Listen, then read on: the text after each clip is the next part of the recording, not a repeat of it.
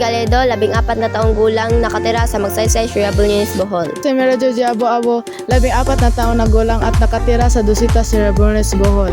Si Jessa Galido, 14 na taong gulang, nakatira sa Magsaysay, Sirabuñez, Bohol. Ako si Francesca Aday Baha. Ako ay 14 na taong gulang at nakatira sa Dusita, Sirabuñez, Bohol.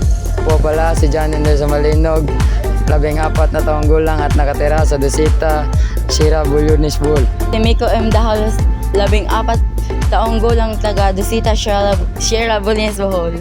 Kami ang mag-aaral sa economics. Magandang hapon po sa inyo. Ako po si Francesca Bahat. Ako ay mag-aaral ng economics. Pwede ko po ba kayong ma-interview? Oo.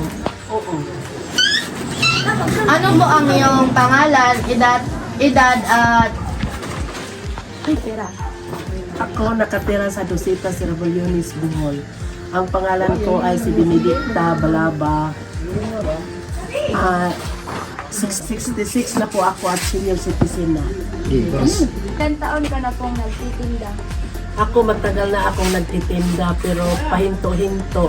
Ngayon 2 taon na ako mahigit nung bumalik.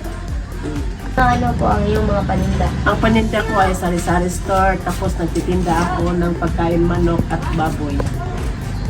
Yung reason bakit kayo nagtitinda? Nagtitinda ako para pang hanap buhay, makatulong sa pamilya ko. Anong may papayo mo sa mga gustong magnegosyo? Ipagpatuloy niyo magnegosyo kasi makaligaan. Makakatulong ka sa paghanap buhay sa pamilya.